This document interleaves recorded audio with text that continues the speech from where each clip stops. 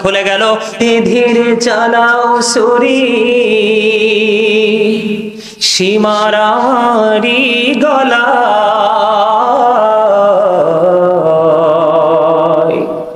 জয়নাল আবদিনের কান্দন শুনতে দাও না রে আমায়। ধীরে ধীরে চালাও সুরি সীমারারি গলা, জয়নাল আবদিনের কান্দন শুনতে দাও না রে আমায়। আমার নানা নবী ছিলেন, গুনাহগারের শাফি হলেন গো। আমার নানা নবী ছিলেন, গুনাহগারের শাফি হলেন গো। এই গলায় দিতেন চুমা নানাজি সদা, জয়নাল আবদিনের কান্দন শুনতে দাও না রে আমায়। মুহররমের 10 তারিখে আরো প্রেমের গল্প বন্ধু আমি আপনাদেরকে বলে দিতে চাই বন্ধু। ইমাম হুসাইনকে যখন শহীদ করা হলো, ওনার দেহ থেকে যখন মাথাটা আলাদা করা হলো, ইয়াজিদের কাছ থেকে পুরস্কারের জন্য ইয়াজিদ বাহিনী যখন রওনা দিল, পথের মধ্যে বন্ধু সন্ধ্যা হয়ে গেল। সন্ধ্যা যখন হয়ে গেল, ইয়াজিদ বাহিনী একটা তাঁবু টানিয়েছিল। তাঁবু টানিয়ে এখানে তারা বন্ধু অবস্থান করবে। পাশেই ছিল একটা খ্রিস্টানের গির্জা। খ্রিস্টানের গির্জার মধ্যে একজন খ্রিস্টান ছিল। খ্রিস্টান ডাক দিয়ে বলল, তোমরা কি নিয়ে যাচ্ছ? কই আহলে বাইতের অন্যতম সদস্য ইমাম হুসাইনের মাথাটা। এবার ইমাম হুসাইনের কথা যখন জানতে পারলো, ওই খ্রিস্টান প্রাদ্রের অন্তরে বন্ধু মায়া লাগলো। আরে কত বড় নিষ্ঠুর মানুষ! বন্ধু, কাল হাসরের দিন তার উপায় থাকবে না। কই আমি একটা রাতের জন্য ইমাম হুসাইনের পবিত্র মাথাটা আমাকে একটু দিবা। আমি মাথাটা একটা রাতের জন্য দিবা, আমি বিনিময়ে তোমাদেরকে দিব 10,000 দিরহাম। জোরে কন্না নাউজুবিল্লাহ। একবার বলেন আল্লাহু আকবার, এবার বলেন সুবহানাল্লাহ। এই খ্রিস্টানের জন্য বন্ধু প্রেমময় খবর।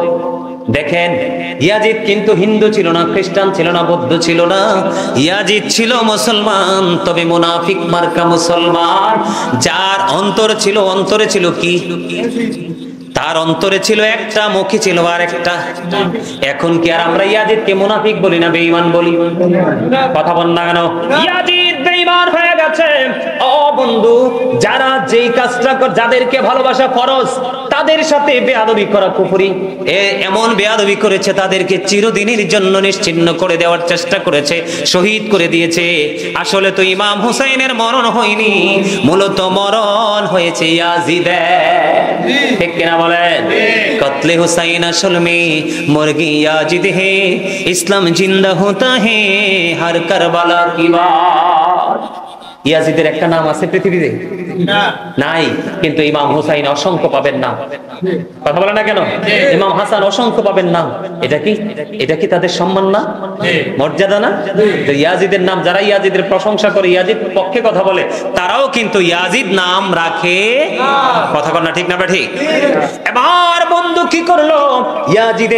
ইয়াজিদ বাহিনী দেখেন কত লোভী ছিল তারা। 10,000 দিরহামের বিনিময়ে দিয়ে দিলেন ইমাম হুসাইনের মাথা। ইমাম হুসাইন রাদিয়াল্লাহু তাআলা আনহুর মাথা মোবারক যখন নিয়ে যাওয়ার পরে খ্রিস্টান বন্ধু উঁচু জায়গার মধ্যে রাখলো। রাখার পরে সুগন্ধিযুক্ত পানি দিয়ে সুন্দর করে ধৌত করলেন। ধৌত করে উপরে রেখে বন্ধু সারাটা রাত ইমাম হুসাইন রাদিয়াল্লাহু তাআলা আনহুর চেহারাটার দিকে তাকাইয়া শুধু কান্দে বন্ধু, শুধু কান্দে রে।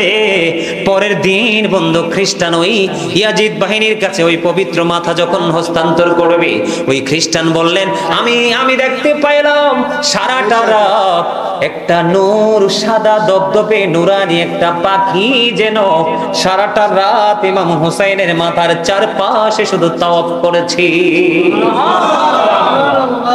তাহলে খ্রিস্টানদের যে আহলে বাইতের প্রতি প্রেম রয়েছে, সেই প্রেমটাও কিন্তু এখনকার নামদারি মুনাফিক মার্কা মুসলমানের সিনায় নেই, ঠিক না ঠিক?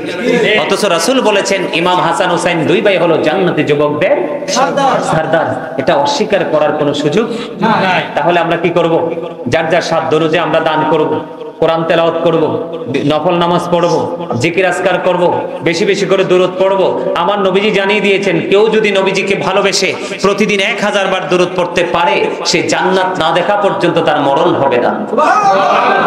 আমরা বেশি বেশি করে দুরূদ পড়ব, এই দিনকে স্মরণ করব। কারণ এই পৃথিবীতে শুধু যে আমি এই কথাগুলো বলেছি এগুলো নয়, আমরা যোগে যোগে দেখেছি বিভিন্ন নবী রাসূলদেরকে আল্লাহ রাব্বুল আলামিন পরীক্ষা করেছেন এবং পরীক্ষা থেকে তাদেরকে উত্তীর্ণ করেছেন, বিজয়ী বলে ঘোষণা করেছেন, নিয়ামত দিয়েছেন এই মুহররমের 10 তারিখে, ঠিক না ঠিক?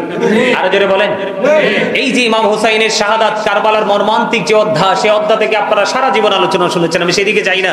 তবে আমি আপনাদেরকে আলোচনাটা শেষ করব এইভাবে। আপনার সর্বশেষ যে আলোচনাটা হলো ইয়াজিদের সাথে মূলত যুদ্ধটা হলো কেন, এটা কিন্তু এখনকার মানুষ বুঝতে চায় না। দেখবেন কারবালার মাস আসলে অনেক মানুষ কিন্তু ইয়াজিদের প্রশংসা করে কি করে না? ইয়াজিদের নাম বলার আগে হযরত ইয়াজিদ কয়, নাউজুবিল্লাহ বলেন না? আবার ইয়াজিদের প্রশংসা করে উনি নাকি কোরআনে হাফেজ ছিল, 100 রাকাত নাকি নফল নামাজ পড়তো। উনি আবার নিজেকে পীর দাবি করে। এটা কোন ধরনের পীর বলেন তো? ভণ্ড না? তার কথা শুনলে মানুষের ঈমান থাকবে?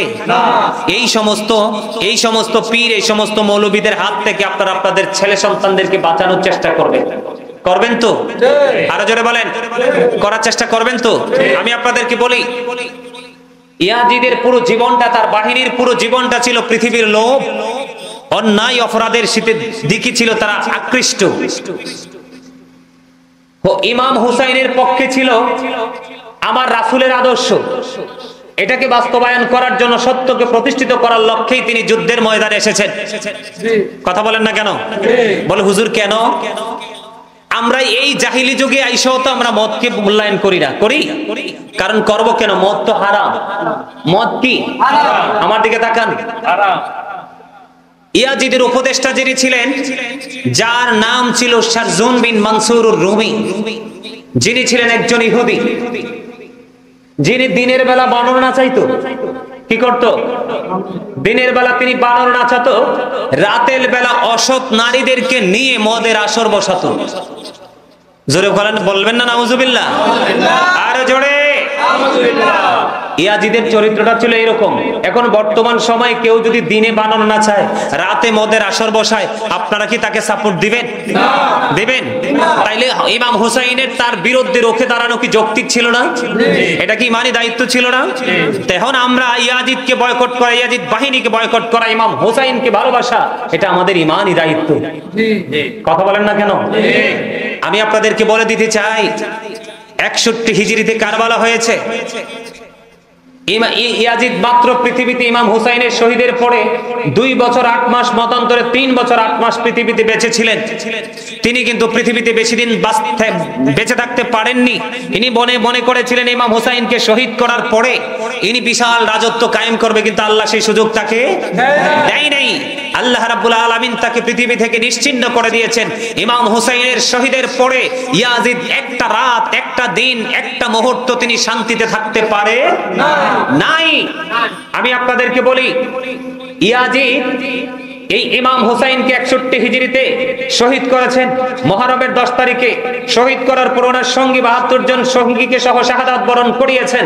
করানোর পরে 63 হিজরিতে আপনার মসজিদে নববীর মতো পবিত্র জায়গায়, 63 হিজরিতে জিলহজের চাঁদে এই ইয়াজিদ মসজিদে নববীর মতো পবিত্র জায়গা, যেটা মদিনার হেরেমের মধ্যে, যেটাকে আমরা জান্নাত বলে জানি, ওই মদিনার মসজিদে নববীর মধ্যে তারা ঘোড়া রাস্তা বল বানিয়েছিল। 3 দিন মসজিদে নববীতে আজান দিতে দেয়নি, নামাজ পড়তে দেয়নি। তারা ওই মসজিদে নববীর মধ্যে ঘোড়া বেঁধেছিল এবং এই 3 দিন তারা মদ খাওয়া, গাঁজা খাওয়া, নেশা করা, খুন করা, নারীদেরকে ধর্ষণ করা সবগুলো ইয়াজিদ বাহিনী বৈধ বলে ঘোষণা দিয়েছিল।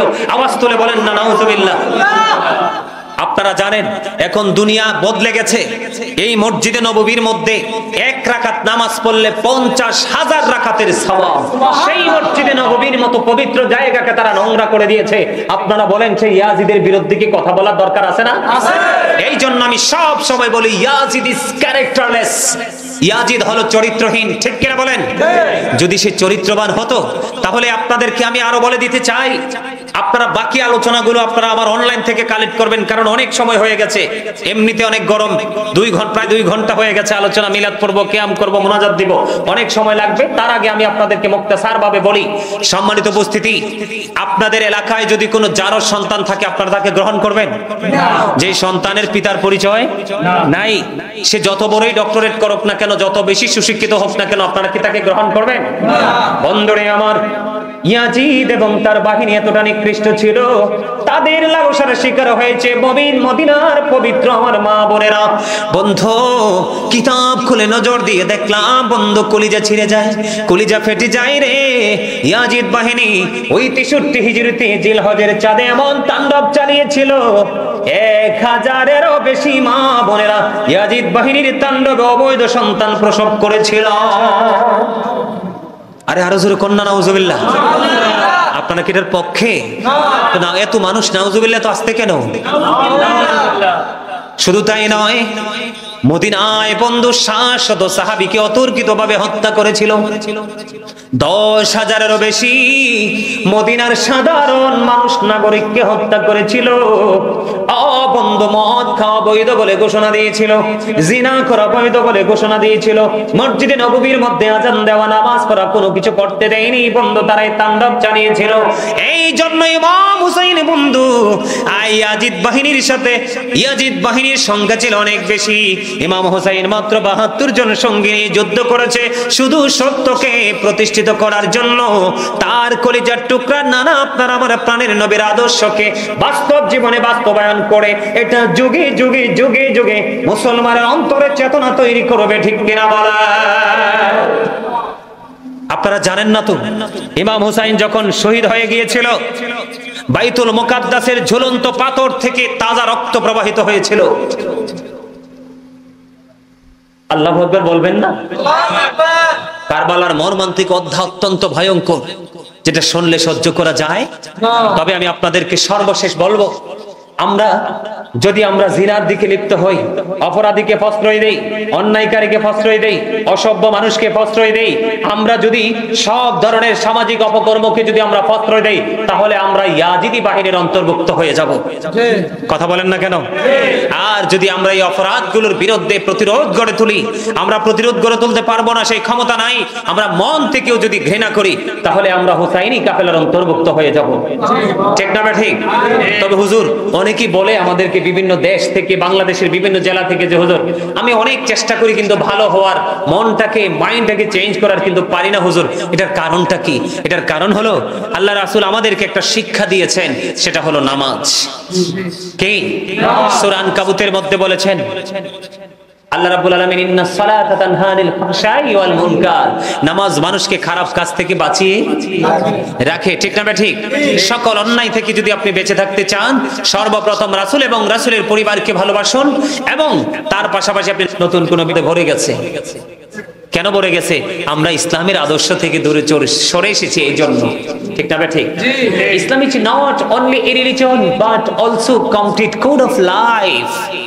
আপনি পরিপূর্ণ এবং পূর্ণাঙ্গ জীবন গঠন করতে হলে তাহলে আপনাকে ইসলামের রঙে রঙিন হতে হবে। ঠিক কিনা বলেন? কেননা ইন্না দীনা ইনদাল্লাহিল ইসলাম, ইসলাম হলো আল্লাহর মনোনীত ধর্ম। আরে জোরে বলেন ঠিক না ঠিক? আরে জোরে, আরে জোরে। তাহলে আমরা তার পাশাপাশি এই জায়গাটাকে আমরা ক্লিয়ার করতে হলে আমরা যেতে হবে সরাসরি মদিনায়। কারণ আল্লাহ পর্যন্ত পৌঁছার স্টেশন হলো মদিনা, ঠিক কিনা বলেন? আমরা সেখান পর্যন্ত যেতে পারলে আমরা কিন্তু সাকসেস হয়ে যাব, ঠিক কিনা বলেন? মনে রাখতে হবে আল্লাহ the first pillar is the Lord of world, রব্বুল আলামিন।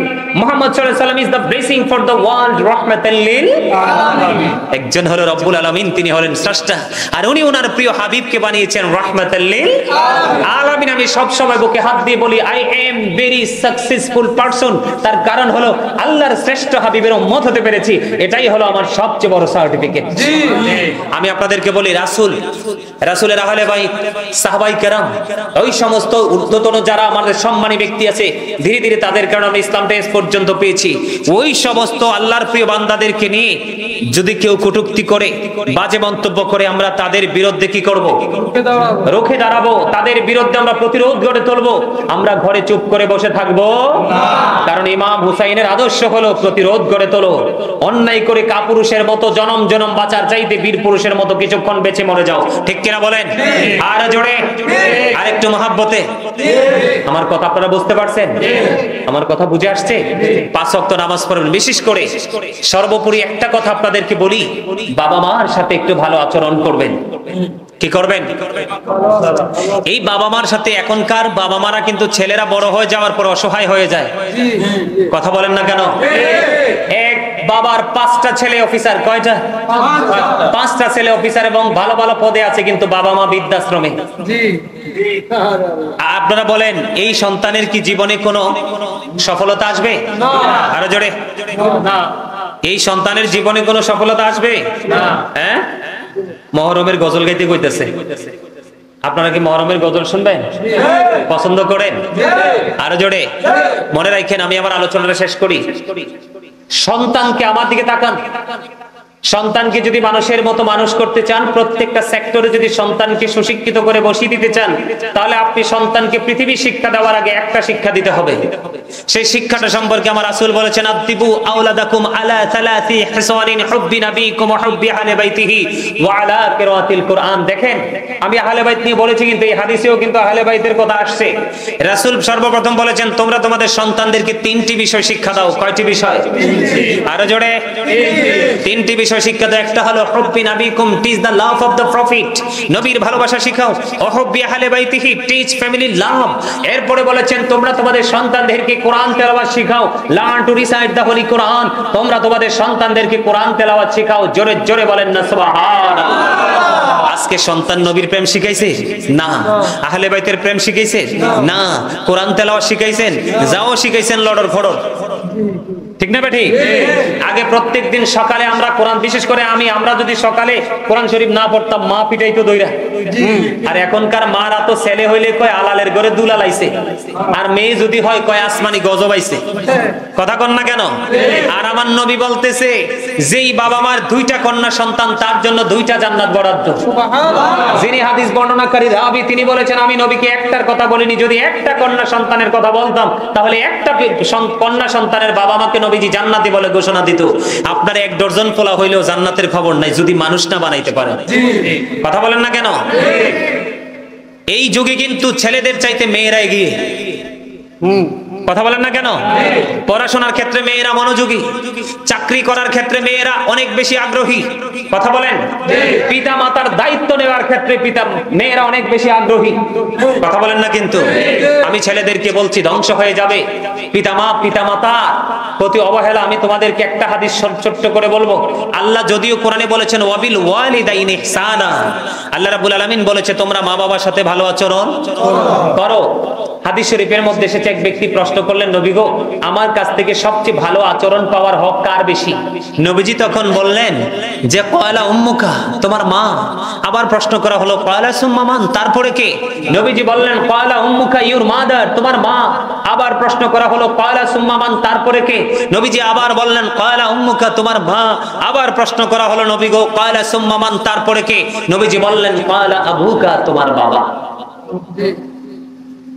আপনি অন্য 8-10 জন মানুষের মন ভাঙেন, আমি বলি না, মায়ের জন্য বাবার জন্য যদি কারো মন ভাঙতে হয় সেটা ভেঙে দেন, কিন্তু তারপরেও বাবা মার সাথে খারাপ আচরণ করবেন না, কারণ paradise of the child under the feet of the mother, মায়ের পায়ের নিচেই সন্তানের জান্নাত। এই জন্য আমি বলি we should obey our parents, আমাদের প্রত্যেকের উচিত আমাদের পিতামাতাকে মান্য করা, আর প্রত্যেকটা পিতামাতার উচিত হলো every parent should take care their children very carefully, প্রত্যেকটা পিতামাতার উচিত তাদের সন্তানের দায়িত্ব যত্ন সহকারে পালন করা, ঠিক কিনা বলেন? বাবা মা যদি শুরুতে সন্তানের দায়িত্বটা যত্ন সহকারে পালন করে, এই সন্তানটাই কিন্তু একটা সময় বাবা মাকে তার সন্তান মনে করে কোলে তুলে নেয়। বোকামি কিন্তু বাবা মার আছে না নাই? আরো জোরে বলেন, ঠিক না ঠিক? সম্মানিত উপস্থিতি, বাবা মাকে ভালোবাসতে হবে। এক জনৈক ব্যক্তি এসে নবীকে বললেন, ইয়া রাসূলুল্লাহ, আমার আব্বা আমার উপার্জিত অর্থ নিজের মতো খরচ করতে চায়। কথা বুঝে নেবেন, কি করতে চায়?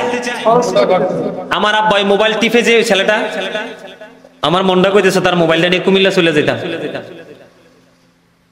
কারণ এইসব অমনোযোগী ছেলেদেরকে দিয়ে কোনো কিছু আশা করা যায় না। তো ওরা আলোচনা মন দিয়ে শুনবে, মিডিয়াতে কভার করবে, কারণ মিডিয়ার মাধ্যমে জাতির কাছে পৌঁছে দেবে, আর এক এক দিন এক একজন আলোচকের কাছে একজন আলোচকের কাছে বসে বসে এক এক দিন এক একটা পয়েন্ট ফাইন্ড আউট করে তার ফ্যামিলিকে শিক্ষিত করে ফেলতে পারবে।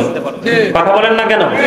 আরো জোরে কি বলতেছে নবী গো, আমার আব্বা আমার উপার্জিত অর্থ নিজের মতো করে খরচ করতে চায়।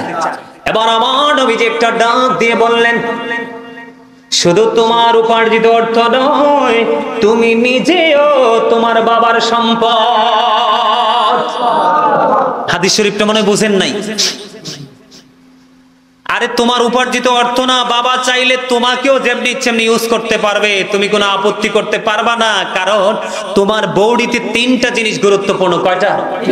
কথা বলে না? আরে আরে জোরে বলেন। আপনি বুড়ো হয়েছেন দেখে কি আপনার আব্বা নাই? আব্বার মাধ্যমে আইছেন না? তো এটা কইলে কি হয়? শরম আছে নাকি? কথা বল না কেন? আরে জোরে। এই জন্য আমি বলি, আমার মা নাই, আমার বাবা নাই, দয়াল রে দয়াল, আমার কি মা ডাকার স্বাদ নাই রে, আমার কি বাবা ডাকার স্বাদ নাই রে। এটা পিতামাতার প্রেমিক সন্তানদের কথা, ঠিক না বলেন? আর আমাদের প্রিয় একজন মানুষ চলে গেছে, তোফাজ্জল হোসেন ভৈরবী, ওনার মুখে প্রায় সময় সন্তান, মা বাবার কথা মতো যেজন চলে না, আল্লাহ নবীজির দয়া তারা পাবে না। মা বাবার কথা মতো যেজন চলে না, আল্লাহ নবীজির দয়া তারা পাবে না। বলতো কিনা? এগুলো তো কোরআন হাদিসের সাথে মিল রেখেই লেখক লিখেছে। বুঝেন না আমার কথা? তার মানে আপনিও আপনার বাবার সম্পদ, বাবা যেমনি চাই এমনি আপনাকে ব্যবহার করতে পারবে, আপনি আপত্তি করতে পারবেন না। তবে আমি যদি বলি, পৃথিবীর কোন পিতামাতা চায় না তার সন্তান একটু কষ্ট পাক, পুরো কষ্টটাই তার নিজের জন্য সে ভাগ করে নেয়। কথা বলেন না কেন? কারণ আমিও বাবা হয়েছি, আমারও ছোট্ট ছোট্ট 2টা মেয়ে আছে। কথা কি বুঝতে পারছেন? আমার বাবুগুলোর চেহারা দেখলে আমি যখন দেখি মন খারাপ, আমার কি লাগে না? ভালো। আমার ক্ষেত্রেও কিন্তু আমার বাবা মা এমনই ছিল। আপনাদেরকে আমি একটু অবাক হইলো সত্য, আমি আপনাদেরকে বলি, আমি অনেক বড় হয়েছি, গোটা পৃথিবীতে গাজী সুলাইমান হিসাবে একটা পরিচিতি আছে, আছে না নাই? আছে না নাই? কিন্তু আমি যে ইমামতি করি, মাহফিল থেকে হাদিয়া যেখান থেকে পাই, বিশ্বাস করবেন কিনা জানি না, অবিশ্বাস্য হলেও সত্য, আমি হাদিয়াগুলো নিয়ে আগে আমার মার কাছে দেই। আমার পার্সোনাল ফান্ড আমি এখনো তৈরি করিনি, আমি আমার মায়ের কাছে দেই, প্রয়োজন হলে মার থেকে খুঁজে খুঁজে নিয়ে খরচ করি। আমি সেই ছেলে। কথা কি বুঝে আসছে? বাবা মাকে ভালোবাসতে শিখুন। বাবা মাকে ভালোবাসা ফরজ, তাদেরকে কষ্ট দেওয়া হারাম। ডাক দিলে পাখির মতো দৌড়ে যাবেন বাবার কাছে, মায়ের কাছে। বউ যদি আপনি মায়ের কাছে যাইলে যদি বউ আপত্তি করে, বউকে তালাক দিয়ে দিবেন, নবীজি বলেছে। নবীজির কাছে এক ব্যক্তি গিয়ে প্রশ্ন করলেন, নবী গো, আমার ওয়াইফ তো আমার মায়ের সাথে মিলমিশ হয় না, আমি এই ক্ষেত্রে কি করব? নবীজি বলছে, তুমি বউকে তালাক দিয়ে দাও, তারপরে মায়ের কলিজায় আঘাত দিতে পারবা। কি মনে করেছেন যেই সন্তানটা বাবার অবাধ্য সেই সন্তানটা আল্লাহ জানিয়েছে আল্লাহর অবাধ্য, এটা যতই নামাজ পড়ুক দান করুক আল্লাহর দরবারে কবুল হবে না। আমি যেটা বলতে চেয়েছিলাম, একটা মানুষের বডিতে তিনটা জিনিস গুরুত্বপূর্ণ। কয়টা? আরো জোরে বলেন কয়টা? একটা হলো তার হাড়, কি মেরুদণ্ড এবং হাড়। এই হাড়গুলো তৈরি হয় বাবা থেকে। কি থেকে? আরেকটা গুরুত্বপূর্ণ হলো, দেখেন আল্লাহ রাব্বুল আলামিন মানুষকে কত ডিজাইনেবল করে সৃষ্টি করেছে। আপনারা তো অচিন দেশে ঘুমিয়ে আছেন, আসল জগতের খবর তো কিছুই রাখেন না। আগে আল্লাহ হাড়, এই যে হাড় আছে না নাই? হাড়ের উপর দিয়ে আল্লাহ রাব্বুল আলামিন চামড়াটাকে সুন্দর করে ম্যাচিং করে দিয়েছে, ম্যাচ করে দিয়েছে। চামড়া এবং হাড়ের মধ্য দিয়ে রগ ঢুকিয়ে দিয়েছে, ঠিক কিনা বলেন? মানুষের বাঁচার জন্য যেটা সবচেয়ে বড় গুরুত্বপূর্ণ সেটা হলো ব্লাড। ব্লাড শূন্য হলে কিন্তু মানুষ বাঁচে না। আরে যারা বলেন মানুষ বাঁচে না। এই যে দেখছেন, এই যে দেখেন, চোখের দিকে তাকায় দেখেন, বাবা মার ওয়াজ করছি একটু, আমি তো বাবা মার যে ইমোশনাল ওয়াজ করি নাই। দেখেন আমার চাচার চোখ দিয়ে পানি পড়তেছে। এটা হলো প্রকৃত সন্তান। বাবা মার কথা মনে হইলে যার চোখ দিয়ে পানি আসে, ওই বাবা মারও কপাল ভালো, আবার এই সন্তানেরও কপাল ভালো। কারণ বাবা কবর থেকে আল্লাহর কাছে দরখাস্ত করে দিবে, আর সন্তান বাবার জন্য দরখাস্ত করে দিবে, মায়ের জন্য দরখাস্ত করে দিবে।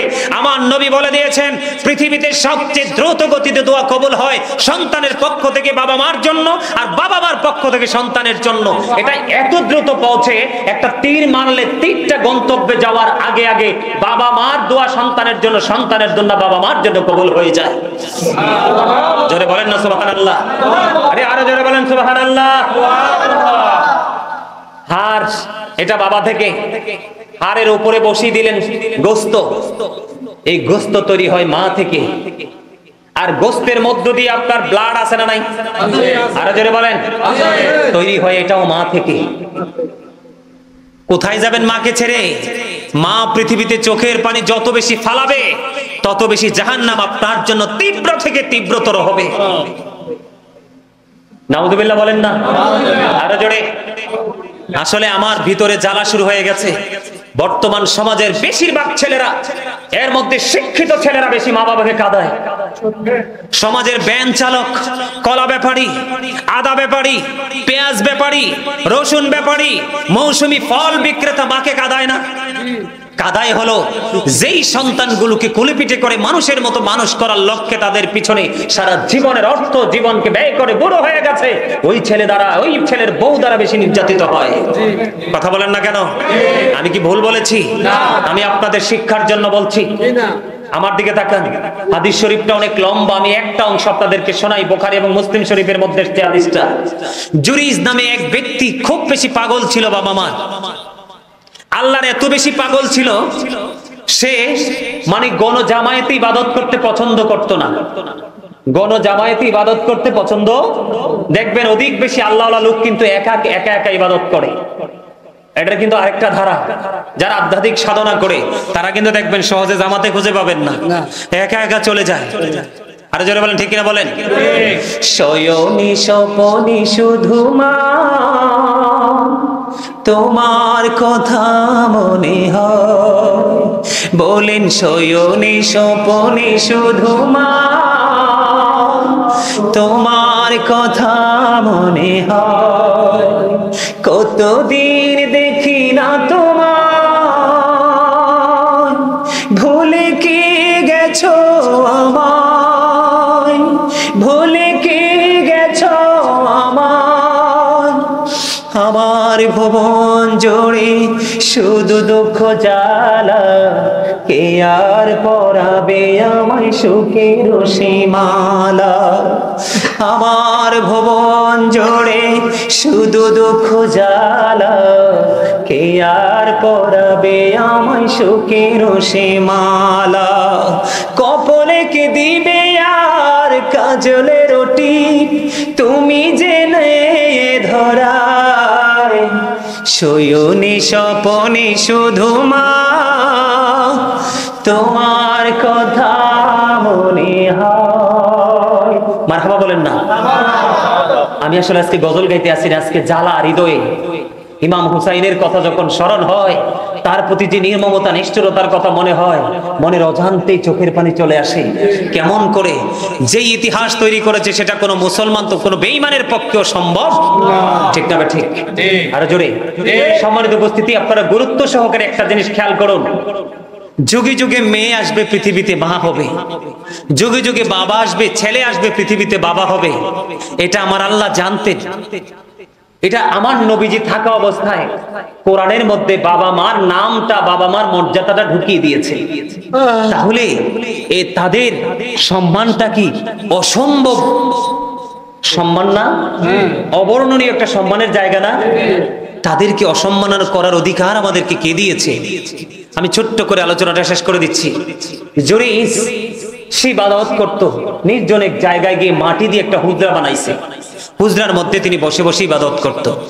তো একদিন তিনি নামাজরত অবস্থায় নামাজের নিয়ত বেঁধে ফেলেছে। কথাটা খেয়াল করবেন, নামাজের নিয়ত বেঁধে ফেলেছে। নামাজের নিয়ত বেঁধে ফেলেছে, এই মুহূর্তে মা গেছে, যাই মা ডাকতেছে, বাবা আমি মা এসেছি, তোমার সাথে দেখা করব। জুরিস তো নামাজের নিয়ত বেঁধে ফেলেছে। জুরিস বলতেছে, আল্লাহ গো, আমি তো নামাজের নিয়ত করে ফেলেছি, আমি কি মার সাথে দেখা করব নাকি নামাজ পড়বো? সর্বশেষ সিদ্ধান্ত নিল যে আমি নামাজটা শেষ করি, পরে মার সাথে দেখা করব। তো নামাজ শেষ করলো, আমার নামাজ শেষ করে চাইয়া দেখে মা নাই, মা চলে গেল। আজকের দিন চলে গেল। দ্বিতীয় দিন যখন আবার আসলো, ঠিক সেম ঘটনা। নামাজরত অবস্থায় ছেলেকে ডাকলো, ছেলে নামাজ শেষ করে বাইরে দেখে মা নাই। তৃতীয় দিন ঠিক সেম ঘটনা। তৃতীয় দিন ছেলেকে যখন ডাকলো, ছেলেটা নামাজই পড়লো। নামাজ শেষ করার পরে বাইরে আসলো, বাইরে এসে দেখে আজকে আর মা নাই। একদিন, দুই দিন, তিন দিন, ছেলে কিন্তু নামাজ পড়ে, খেয়াল করবেন ছেলে কি করে। হযরত জুরিস বুখারী এবং মুসলিম শরীফের মধ্যে এসেছে হাদিস, সে কিন্তু নামাজ পড়তেছে, সে কিন্তু অন্য কাজ করে না।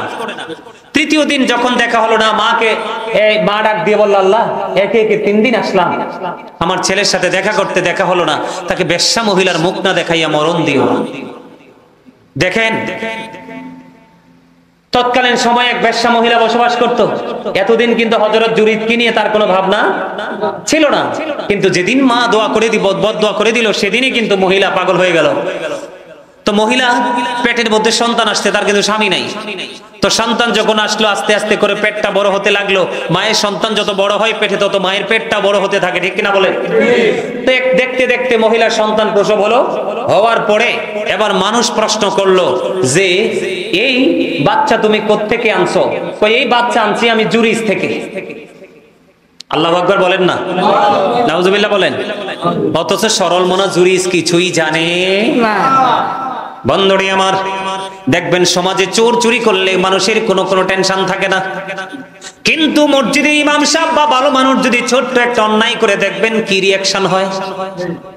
ঠিক তেমনটি হয়েছিল জুরিজের ক্ষেত্রে। হযরত জুরিজ, সমস্ত মানুষগুলো একত্রিত হয়ে গেল। এবার বন্ধু কি করলো, এসে হযরত জুরিজের হুজরাটা ভেঙে ফেললো। জুরিজকে মারতে মারতে টেনে হেসড়ে হুজরা থেকে বের করে দিল। জুরিজ ডাইকা বলে, কি রে, কেন প্রহার করো? এবার জুরিজ একটা ওই লোকগুলো ডাক দিয়ে বলে, তোমাকে প্রহার করার কারণ হলো তুমি বেশ্যা মহিলার সাথে অবৈধ সম্পর্ক করে তুমি ব্যভিচার করেছো। নাউজুবিল্লাহ। অথচ জুরিস কিন্তু সেটা জানেও না, অপরাধও করে নাই। সাদা দিলে কাদা লাগছেনি, সমস্ত সুন্দর পোশাকে কলঙ্ক লাগছেনি, কথা কয় না। জুরিজের পাওয়ার আসেনি? আরে আছে তো। জুরিজ একটা ডাক দিয়ে বলল যে বাচ্চাটা হয়েছে, এটা কোথায়? আমার কাছে নিয়ে এসো। বাচ্চা নিয়ে আসলো। জুরিজ এবার বলল, আমাকে একটা ঘটি পানি দাও, আমি একটু ওযু বানাই। জুরিজ একটা ঘটি পানি দেওয়ার পরে অজু বানাইলো। অজু বানানোর পরে তিনি নামাজ পড়লো। নামাজ পড়ার পরে ডাক দিলেন, বাচ্চাটাকে আমার কাছে নিয়ে আসো। বাচ্চাটাকে যখন তার কাছে নিয়ে আসলো, বাচ্চার পেটটার উপর জুরিজ হাত রেখে যখন বলল, বাবু তুমি বলো না তোমার বাবা কে? ওই ছোট্ট মাসুম বাচ্চার জবান খুলে। ভালো লাগছে? আর জোরে বলেন। আপনারা যদি আলোচনার ফাঁকে ফাঁকে বলতেন, অনেকগুলো আশুরা মহরম উপলক্ষে আমি গজল শোনাইতাম। তবে আমি আপনাদের জন্য গজল বরাদ্দ দিলাম, আপনারা ঘরে বসে বসে অনলাইন থেকে গজল শুনবেন। আমি কিন্তু একজন রাইটার, আমার লেখা অসংখ্য গজল আছে অনলাইনে, আপনারা ওখান থেকে গজলগুলো সংগ্রহ করবেন, শুনবেন। অনেক হামনাদ ইসলামী সঙ্গীত আমি নিজে লিখেছি, নিজে সুর দিয়েছি এবং নিজে গেয়েছি। সম্মানিত উপস্থিতি, আর সময় নষ্ট করতে চাই না, আমার কিন্তু একটা ঔষধও আছে, সময় পার হয়ে গেছে। নির্দিষ্ট সময় অ্যান্টিবায়োটিক আপনারা জানেন নির্দিষ্ট সময় খাইতে হয়। আমি যদি আগে বলতাম আপনাদেরকে, আপনারা বলতেন যে হুজুর অসুস্থ, আমাদেরকে আইসাই বলছে ওয়াজ মনে হয় কম করার জন্য। এই যে আপনাদেরকে দেখাতে পারবো না, আমার এই বাম পাশের উপরের মাড়িতে কিন্তু পুরোটাই লাসা লাগানো, দাঁতে ব্যথা, দাঁত কেটে মেডিসিন দিয়ে পুরো লাসা লাগিয়ে দিয়েছে ডাক্তার। এত কথা বলার কিন্তু কথা না, আমি কিন্তু এটার তোয়াক্কা করিনি। আমি কিন্তু সত্যিকার অর্থে মানসিকভাবে শারীরিকভাবে একটু অসুস্থ। আমার চেহারাটা যারা অনলাইনে দেখেছেন এবং আজকে দেখেছেন আপনারা অনুভব করতে পারছেন, ঠিক না? ঠিক। তারপরেও কিন্তু আমি সময়ের দিকে চাই নাই, 2.5 ঘন্টা পার হয়ে গেছে। আল্লাহ যেন আমাদের আজকের এই সময়কে কবুল করেন, এই সকল বলুন আমিন। আমার আল্লাহ আল্লাহ আল্লাহ লা ইলাহা ইল্লাল্লাহ, আল্লাহ আল্লাহ আল্লাহ লা ইলাহা ইল্লাল্লাহ। সশরীরে জিন্দা নবীজি সোনার মদিনায়, আসুন সবাই দাঁড়াইয়া নবীজি আল্লাহ আল্লাহ আল্লাহ লা ইলাহা ইল্লাল্লাহ, ইয়া নবী সালাম আলাইকা, ইয়া রাসূল সালাম আলাইকা, ইয়া হাবিব সালাম আলাইকা,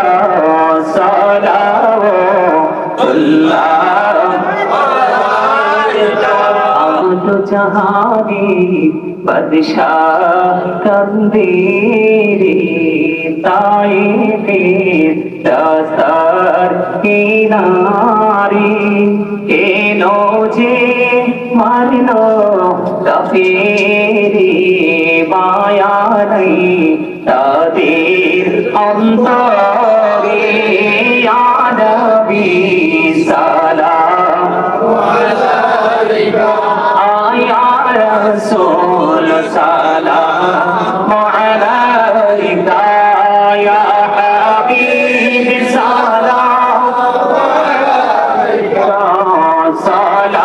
सलावतुल्लाह अलैका, या फकी पंजतों लाखों सलाम, या फकी पंजतों लाखों सलाम, या फकी पंजतों लाखों सलाम, या फकी पंजतों लाखों सलाम। करबलार कुरबानी স্মরণ করো, প্রাণে ভরে সকলে নামাজ পড়ো, কারবালার কুরবানি স্মরণ করো, প্রাণে ভরে সকলে নামাজ পড়ো, ইয়া হুসাইন শাহ হুসাইন লাখো সালাম, ইয়া হুসাইন শাহ হুসাইন লাখো সালাম। মুস্তাফা জানি রহমত পেলা সালাম, মুশম্মে বজমি হযারত পেলা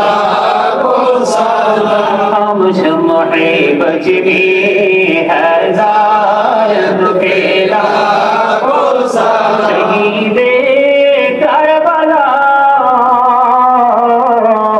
ও ইমাম হুসাইন, উসি শহীদে মুহাব্বত পেলা সালাম, মুস্তাফা জানি রহমত পেলা সালাম, মুশম্মে বজমি হদায়ত পেলা সালাম। বলগল উলা বিমানিহি কশফত জা বিজমানিহি, হাসনাত জামিউ ফিসালিহি, সাল্লু আলাইহি ওয়ালিহি সাল্লাল্লাহু আলা মুহাম্মাদ সাল্লাল্লাহু আলাইহি সাল্লাল্লাহু মুহাম্মাদ সাল্লাল্লাহু আলাইহি ওয়াসাল্লাম। আসসালাতু والسلام عليك رسول الله الصلاة والسلام عليك حبيب الله الصلاة والسلام عليك شافي المذنبين الصلاة والسلام عليك رحمة للعالمين الصلاة والسلام عليك يا نور الله وجهره الأول أرني بجمالك يا رسول الله أطر اللهم قبره الكريم بيرفي شزء من صلاة وتسليم اللهم صل وسلم وبارك عليه প্রত্যেকে জেরাতের একবার সূরা ফাতিহা শরীফ 3 বার সূরা ইখলাস শরীফ কয়েকবার দুরূদ শরীফ পড়েন